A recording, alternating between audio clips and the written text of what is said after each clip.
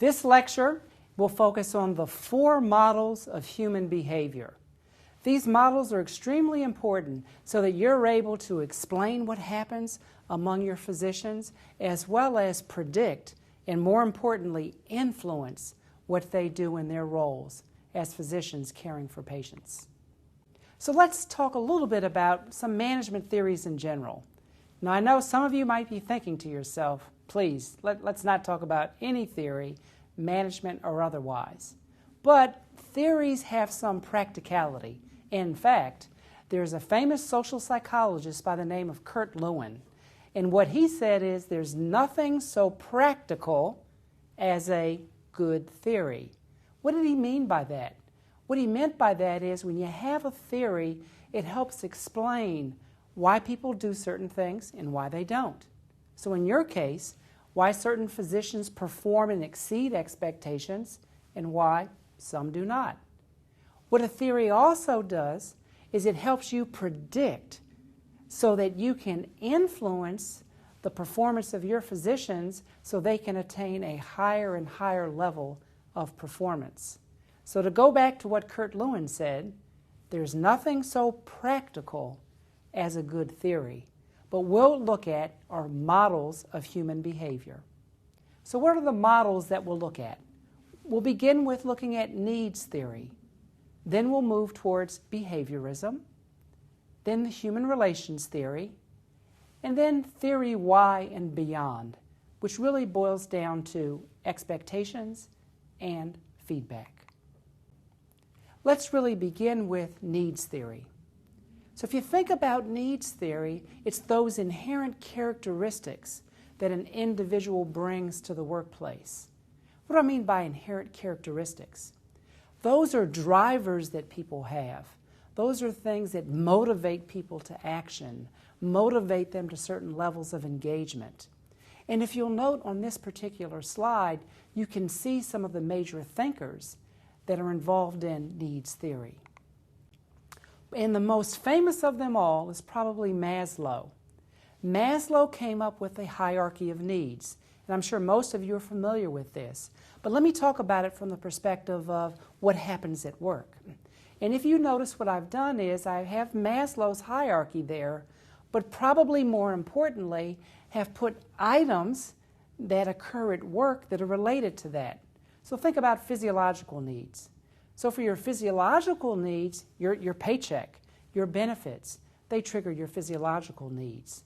Safety. Is it a safe place to work? From an OSHA point of view, is it a safe place to work from a psychological point of view? So when you're working with your physicians, it's important for you to identify how to meet their physiological needs. That's typically pay and benefits.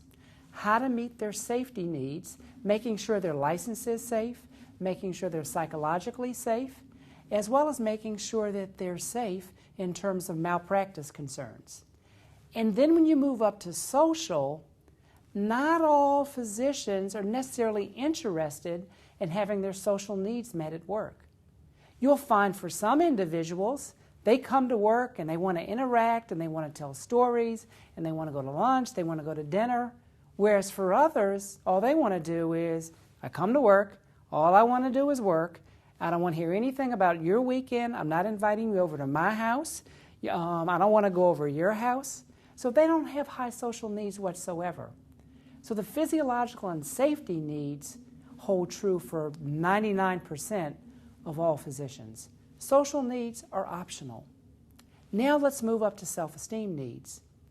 Now for most physicians who are highly educated and highly trained, quite a bit of their overall self-esteem emerges from what happens at work. So you want to keep this in mind. But what can you do about it as a physician leader? Think about it. When you provide feedback, you're not just being accurate in terms of content, you're sending a message about self-esteem. If you decide to appoint them to a high visibility committee or task force, you're making a statement about self-esteem. So it's critically important that you think about what you do and how it impacts the self-esteem of the physicians that you lead and manage. And lastly, self-actualization. For many physicians, when they come to work and they're engaged working with patients or quality or safety. It's more than a job. It's more than an economic transaction. What it is, it's an opportunity for them to do something great.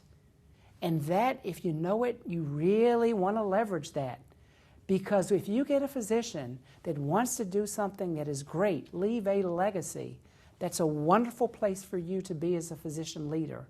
Because if you can align that energy with the goals and strategies of your organization, performance is really going to take off. So what I'd like for you to do is to think about all the physicians and other clinicians that you lead and manage and ask yourself, what are their physiological needs, safety, social, if that happens to be the case for them, self-esteem and self-actualization, and what can I do as a physician leader to help meet them? So another way to think about needs is to conduct what I call a needs inventory. So what do your physicians expect from the hospital or the group practice? What do they expect from other physicians and other clinicians in your organization?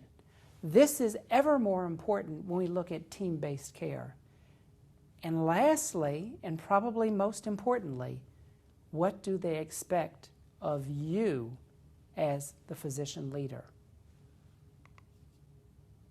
Now let's look at the next major model, and that is behaviorism. So when you think about behaviorism, it's about personal consequences that you as the physician leader and or your organization imposes based upon the actions or results of a physician. Could be personal consequences of a positive, carrot if you will, or a negative, stick if you will. And I've listed some of the major thinkers in terms of behaviorism as a model of human behavior at work. So think about this question. You're interacting with one of your physicians, and something happens, and they think to themselves, or they may be bold enough to even say, what are you going to do about it? So you have to think about what carrots, positive consequences, do I have available vis-a-vis my title or who I am as a physician leader, and what sticks, negative consequences, do I have available? Because if you don't have any positive but particularly negative consequences, then I like to say that you're almost functioning like a little chihuahua, you know? If you've seen a little chihuahua, they kind of bounce around and they yap, yap, yap, yap, yap, yap. So it's all bark but no bite. So really what you really need is to make sure you have access to positive consequences and negative consequences. So what you can see now is something that's called the consequences matrix. Now it goes back to what I just said about the carrot and the stick. So this particular tool is designed for you to actually fill out. So how does it work? If you note in the blue, you have formal consequences, both positive and negative, and in the white, informal consequences, positive and negative. So what you do for the formal is think about it. What are all those positive or negative consequences that are derived from maybe bylaws or policies or procedures, something written? So then you would list out the formal positive consequences. It could be a promotion. It could be a merit increase. It could be incentive compensation. So those are positive consequences that are formal, that are derived from some policy, procedure, or bylaw. And you want to identify the formal negative consequences. Could be a grievance, could be a demotion, could be a write-up, could be progressive discipline, could be a hearing before the executive committee. So those are formal negative. So please jot down in writing the formal positive consequences and the formal negative consequences. So now let's take a look at the informal positive and negative consequences. The informal are not derived from a policy or procedure or bylaw, but they come from you as the physician leader. An example of an informal positive consequence is a simple thank you. You can write it as an email, you can verbalize it, you can even text it.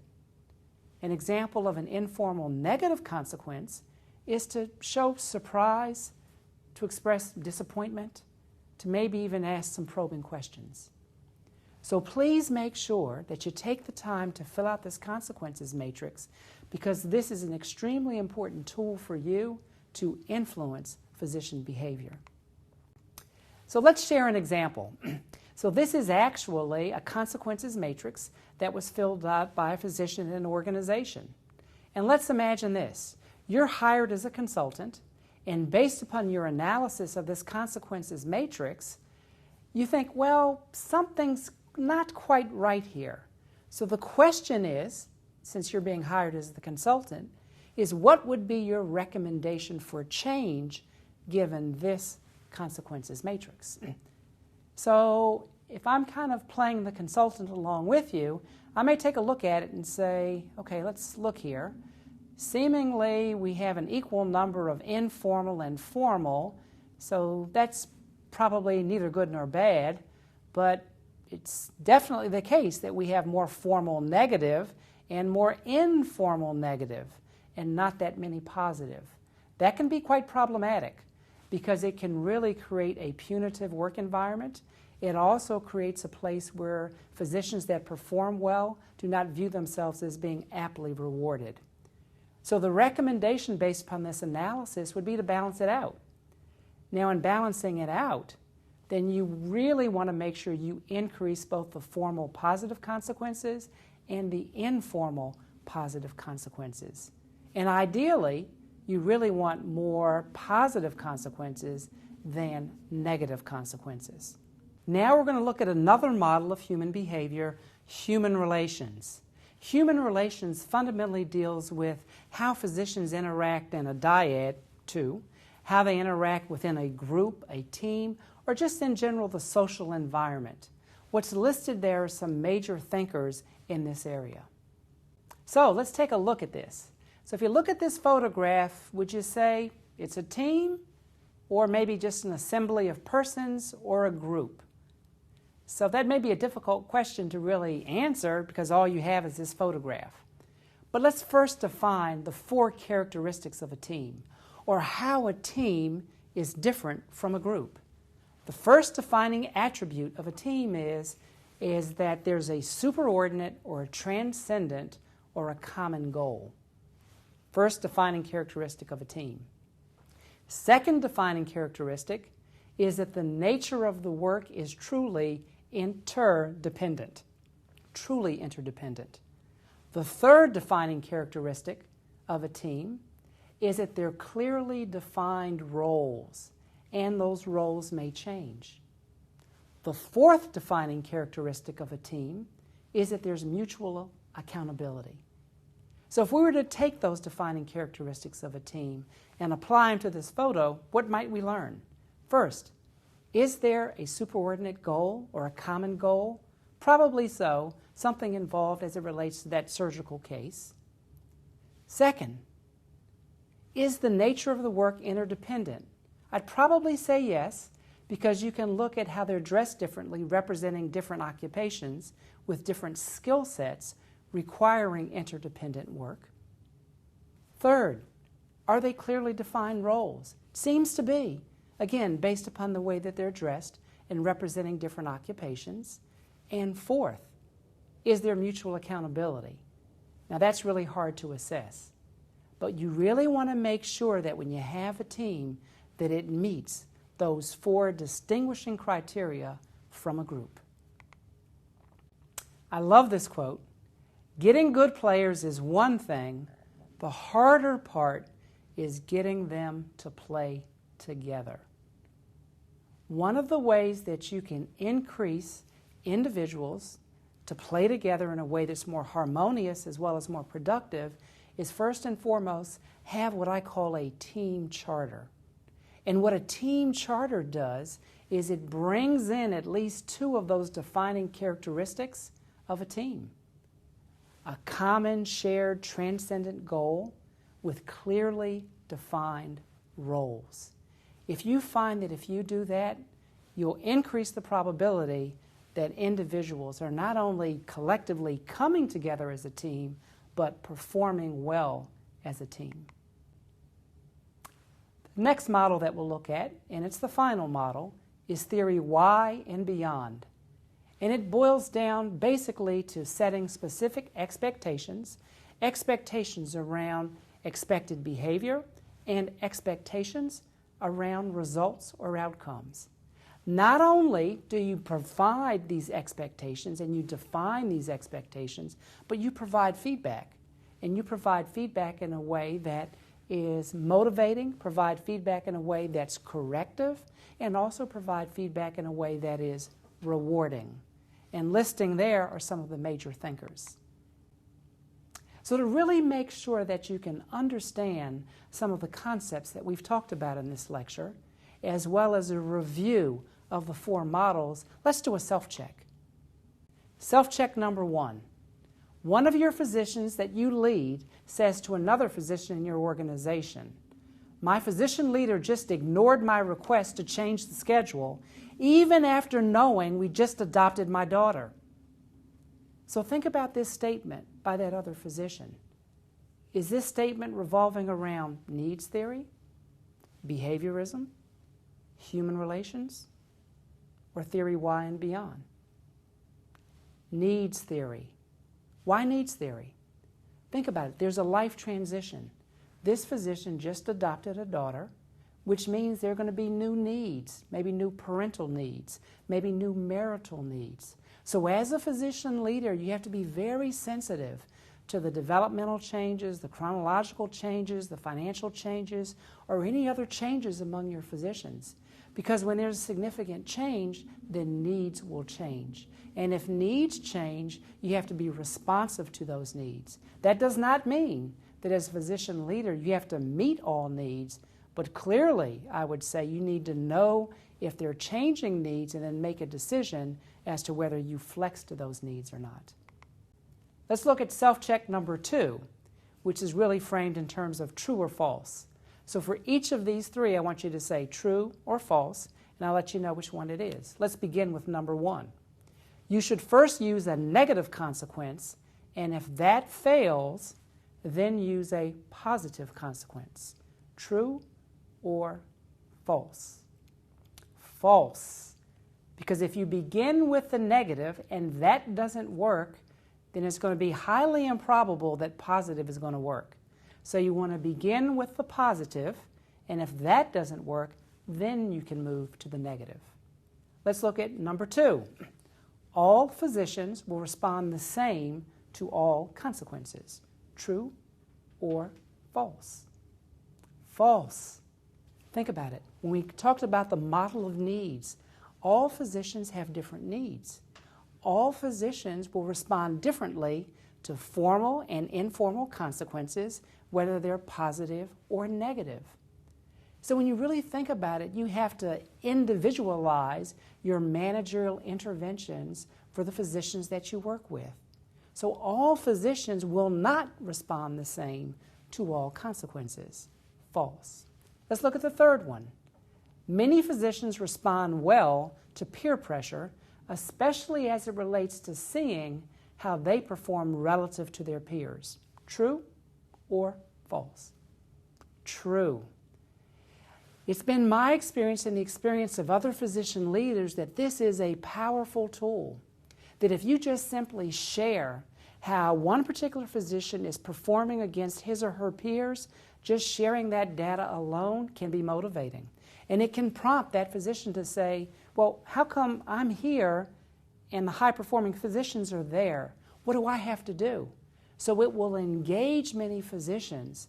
So the lesson here is use positive, if you will, peer pressure. Now let's talk about an organizational action. So this is something that I would strongly consider that you do based upon this particular lecture. So as you begin to think about an organizational action, something that you'll do in your organization, there are 2 key elements that I want you to think about and actually do. The first is conduct an inventory of the formal positive and negative consequences available to all physician leaders in your organization. So what this means is that you would sit down with other physician leaders in your organization and actually identify, based upon one consequences matrix sheet, What are all the positive formal that we have? What are all the positive negative that we have? And list all those. And when you have all those consequences as the inventory, then step back and take a look and say, do we have a good balance among them, or what needs to be changed? Anything need to be added? Anything need to be deleted? So that's truly an organizational action. The second one is complete your own consequences matrix. But I want you to pay particular attention to the informal positive and to a lesser extent, the informal negative. So as you begin to do that, if you find you only have 2 informal positive, then you know what I'm going to say next is increase that. If you find you have a lot more informal negative than you have informal positive, you can guess I'm going to say flip that balance. Because in general, you want more positive than negative, because that's going to have an impact on the climate, the morale, and the mood within your organization. So please take the time to conduct this organizational action to improve what happens in your organization. Now let's step back and take a look at some summary and key points from this lecture. So the 4 most frequent theories or models can be characterized as follows. First, what we talked about was the specific needs of individuals. Remember, we looked at Maslow's hierarchy of need and what you need to do as a physician leader, and also look at needs change over time. And then we looked at personal consequences. Personal consequences as it relates to the consequences matrix. And then we focused on the group or the team. Remember, we had the photograph, and I asked the question, is this a team? And then we identified the 4 defining characteristics of a team. And lastly, we talked about the specificity of both expectations and feedback. Effectively managing physicians in organizational settings requires applied skills in all 4 areas. So please resist the temptation for saying to yourself, which one of these 4 models or theories is the best? Not a single one is the best. They may all work depending upon the particular physician that you're working with. I want to end this particular lecture with this quote. If you want 1 year of prosperity, grow grain. If you want 10 years of prosperity, grow trees. If you want 100 years of prosperity, grow people.